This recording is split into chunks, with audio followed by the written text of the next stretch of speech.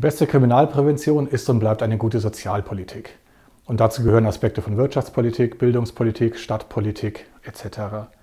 Und in diesen Bereichen können smarte Lösungen durchaus unterstützend wirken. Smarte Lösungen, das heißt auf der Basis von Big Data-Analysen, auf der Basis von Auswertungen großer Datenmengen, besser in den Griff zu bekommen, wo welche Sozialpolitik, wo welche pädagogischen Eingriffe möglicherweise sinnvoll sind.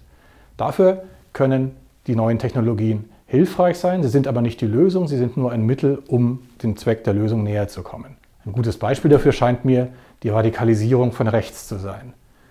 Es kann sehr sinnvoll sein, anhand von Datenmengen, auch von unterschiedlichen Daten, Räume zu identifizieren, sowohl digitale Räume als auch reale Räume, in denen menschenverachtende Aussagen getätigt werden, in denen sie sagbar werden, in denen sie normalisiert werden und möglicherweise auch hegemonial werden.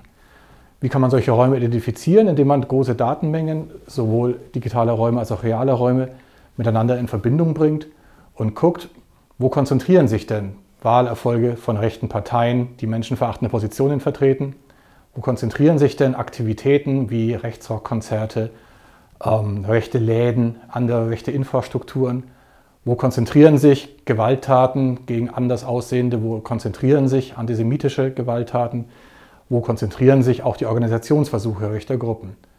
Und sowas mit Hilfe von smarten Technologien besser in den Griff zu bekommen, um dann zu sehen, wo und gegenüber welchen Personenkreisen und in welchen Sphären Interventionen sozialer, pädagogischer, ökonomischer Art sinnvoll sind, dafür können smarte Technologien durchaus eine Unterstützung bereithalten. Es gibt eine große Bandbreite von Überwachungstechnologien und es kommt immer sehr darauf an, welche Art von Technologie zum Lösen welches Problems eingesetzt wird.